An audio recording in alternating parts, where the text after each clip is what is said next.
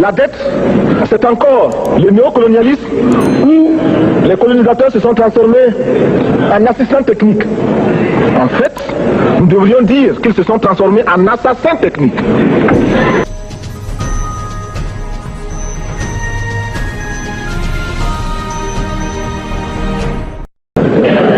Le président du CNR et du FASO aborde maintenant le problème de la dette des pays africains. Nous estimons que la dette s'analyse d'abord de par ses origines. Les origines de la dette remontent aux origines du colonialisme. Ceux qui nous ont prêté de l'argent, ce sont ceux-là qui nous ont colonisés. Ce sont les mêmes qui géraient nos États et nos économies. Ce sont les colonisateurs qui endettaient l'Afrique auprès des bailleurs de fonds, leurs frères et cousins. Nous étions étrangers à cette dette. Nous ne pouvons donc pas la payer. La dette, c'est encore le néocolonialisme où les colonisateurs se sont transformés en assistants techniques. En fait, nous devrions dire qu'ils se sont transformés en assassins techniques. Et ce sont eux qui nous ont proposé des sources de financement, des bailleurs de fonds internes que l'on emploie chaque jour, comme s'il y avait des hommes dont le bâillement suffisait à créer le développement chez les autres. Ces bailleurs de fonds nous ont été conseillés, recommandés. On nous a présenté des montages financiers alléchants, des dossiers. Nous sommes endettés pour 50 ans, 60 ans, même plus. C'est-à-dire que l'on nous a amenés à compromettre nos peuples pendant 50 ans et plus. Mais la dette, c'est sa forme actuelle. Contrôlée, dominée par l'impérialisme. Une reconquête savamment organisée pour que l'Afrique, sa croissance, son développement obéissent à des paliers, à des normes qui nous sont totalement étrangères, faisant en sorte que chacun de nous devienne l'esclave financier, c'est-à-dire l'esclave tout court, de ceux qui ont eu l'opportunité, la ruse, la fourberie de placer les fonds chez nous avec l'obligation de rembourser. On nous dit de rembourser la dette. Ce n'est pas une question morale. Ce n'est pas une question de ce prétendu honneur que de rembourser ou de ne pas rembourser. Monsieur le Président, nous avons écouté et applaudi le Premier ministre de Norvège lorsqu'elle est intervenue ici même. Elle a dit, elle qui est européenne, que toute la dette ne peut pas être remboursée. La dette ne peut pas être remboursée. La dette ne peut pas être remboursée parce que, d'abord, si nous ne payons pas, nos bailleurs de fonds ne mourront pas. Soyons-en sûrs. Par contre, si nous payons, c'est nous qui allons mourir. Soyons-en sûrs également.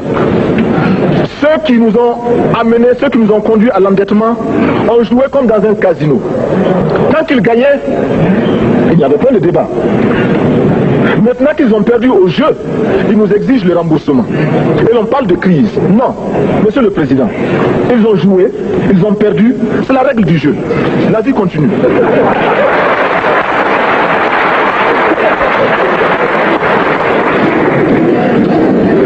Nous ne pouvons pas rembourser la dette parce que nous n'avons pas de quoi payer.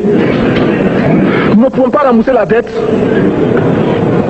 parce que nous ne sommes pas responsables de la dette. Nous ne pouvons pas payer la dette parce qu'au contraire les autres nous doivent ce que les plus grandes richesses ne pourront jamais payer, c'est-à-dire la dette de sang. C'est notre sang qui a été versé.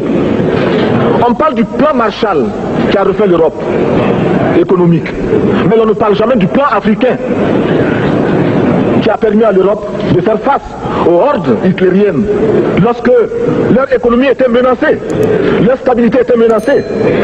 Qui a sauvé l'Europe? C'est l'Afrique. On en parle très peu. On en parle si peu que nous ne pouvons pas, nous, être complices de ce silence ingrat. Si les autres ne peuvent pas chanter nos louanges, nous avons au moins le devoir de dire que nos pères furent courageux et que nos anciens combattants ont sauvé l'Europe et finalement ont permis au monde de se débarrasser du nazisme. La dette, c'est aussi la conséquence des affrontements. Et lorsque l'on nous parle aujourd'hui de crise économique, économique, l'on oublie de nous dire que la crise n'est pas venue de façon subite. La crise existe de tout temps. Et elle ira en s'aggravant chaque fois que les masses populaires seront de plus en plus conscientes de leurs droits face aux exploiteurs. Il y a crise aujourd'hui parce que les masses refusent que les richesses soient concentrées entre les mains de quelques individus. Il y a crise parce que quelques individus déposent dans des banques à l'étranger des sommes colossales qui suffiraient à développer l'Afrique. Il y a crise parce que face à ces richesses individuelles que l'on peut nommer, les masses populaires refusent de vivre dans les ghettos, dans les bas quartiers. Il y a crise parce que les peuples partout refusent d'être dans Soweto face à Johannesburg. Il y a donc lutte, et l'exacerbation de cette lutte amène les tenants du pouvoir financier à s'inquiéter. On nous demande aujourd'hui d'être complices de la recherche d'un équilibre. Équilibre en faveur des tenants du pouvoir financier, équilibre au détriment de nos masses populaires. Non, nous ne pouvons pas être complices. Non, nous ne pouvons pas accompagner ceux qui sucent le sang de nos peuples et qui vivent la sueur de nos peuples. Nous ne pouvons pas les accompagner dans leur démarche assassine. Monsieur le Président, nous entendons parler de clubs. Club de Rome, club de Paris, club de partout. Nous entendons parler du groupe des 5, du groupe des 7, du groupe des 10, peut-être du groupe des 100, et que sais-je encore. Il est normal que nous créions notre club et notre groupe. Faisons en sorte que dès aujourd'hui, Addis Abeba devienne également le siège, le centre d'où partira le souffle nouveau, le club d'Addis Abeba. Nous avons le devoir aujourd'hui de créer le front uni d'Addis Abeba contre cette façon que nous pourrons dire aux autres. En refusant de payer la dette, nous ne venons pas dans une démarche belliqueuse. Au contraire, c'est dans une démarche fraternelle pour dire ce qui est. Du reste, les masses populaires en Europe ne sont pas opposées aux masses populaires en Afrique. Mais ceux qui veulent exploiter l'Afrique, ce sont les mêmes qui exploitent l'Europe. Nous avons un ennemi commun. Donc, notre club, parti d'Addis Abeba, devra également dire aux uns et aux autres que la dette ne saurait être payée. Et quand nous disons que la dette ne saurait être payée, ce n'est point que nous sommes contre la morale, la dignité, le respect de la parole. Parce que nous estimons que nous n'avons pas la même morale que les autres. Entre le riche et le pauvre, il n'y a pas la même morale. La Bible, le Coran, ne peut pas servir de la même manière celui qui exploite le peuple et celui qui est exploité. Il faudra alors qu'il y ait 2 éditions de la Bible et 2 éditions du Coran. Nous ne pouvons pas accepter qu'on nous parle de dignité. Nous ne pouvons pas accepter que l'on nous parle de mérite de ceux qui payent et de perte de confiance vis-à-vis de ceux qui ne paieraient pas. Nous devons au contraire dire que c'est normal aujourd'hui. Nous devons au contraire reconnaître que les plus grands voleurs sont les plus riches. Un pauvre, quand il vole, ne commet qu'un larcin ou une peccadille, tout juste pour survivre par nécessité. Les riches, ce sont eux qui volent le fisc, les douanes et qui exploitent les peuples. Monsieur le Président, ma proposition ne vise pas simplement à provoquer ou à faire du spectacle. Je voudrais dire ce que chacun de nous pense et souhaite. Qui ici ne souhaite pas que la dette soit plus simplement effacée? Celui qui ne le souhaite pas, il peut sortir, prendre son avion et aller tout de suite à la Banque mondiale payer. Tous nous souhaitons.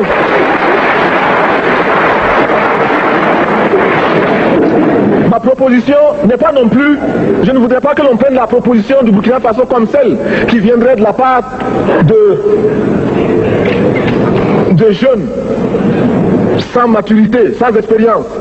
Je ne voudrais pas non plus que l'on pense qu'il n'y a que les révolutionnaires à parler de cette façon.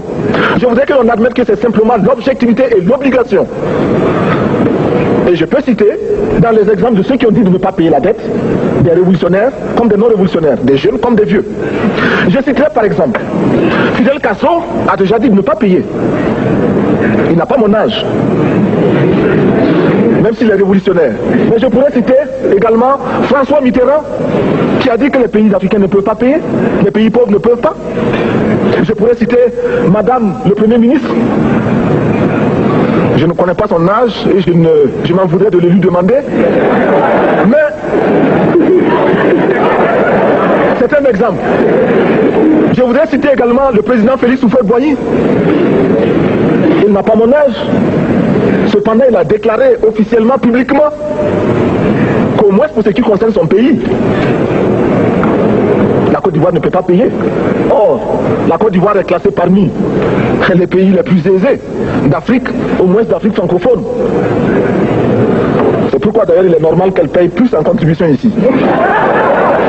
Mais, Monsieur le Président, c'est donc pas de la provocation. Je voudrais que très sagement, vous nous offriez des solutions. Je voudrais que notre conférence adopte la nécessité de dire clairement que nous ne pouvons pas payer la dette. Non pas dans un esprit belliqueux, belliciste. Ceci pour éviter que nous n'allions individuellement nous faire assassiner. Si le Burkina Faso tout seul refuse de payer la dette, je ne serai pas là à la prochaine conférence. Par contre, avec le soutien de tous, dont j'ai besoin,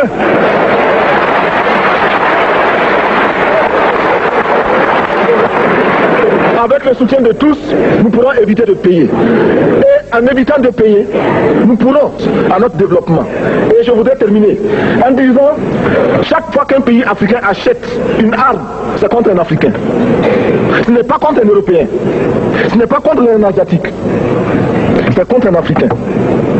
Par conséquent, nous devons également, dans la lancée de la résolution de la question de la dette, trouver une solution au problème de l'armement.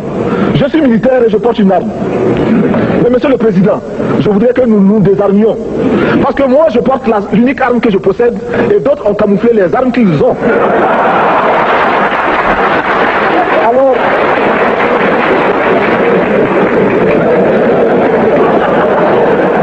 Alors, chers frères, avec le soutien de tous, nous pourrons faire la paix chez nous.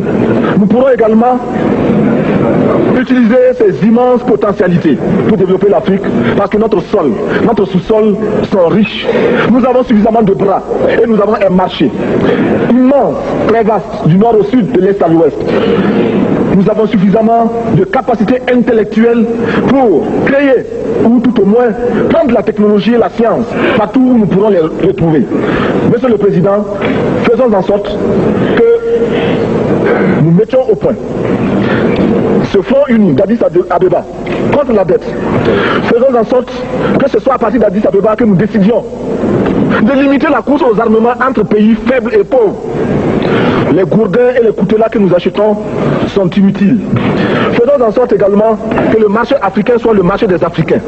Produire en Afrique, transformer en Afrique et consommer en Afrique. Produisons ce dont nous avons besoin et consommons ce que nous produisons au lieu d'importer. Le Burkina Faso est venu vous exposer ici la cotonnade produite au Burkina Faso, tissée au Burkina Faso, cousue au Burkina Faso pour habiller les Burkinabés. Ma délégation et moi-même nous sommes habillés par nos tisserands, nos paysans. Il n'y a pas un seul fil qui vienne de l'Europe ou de l'Amérique. Je ne fais pas un défilé de mode, mais je voudrais simplement dire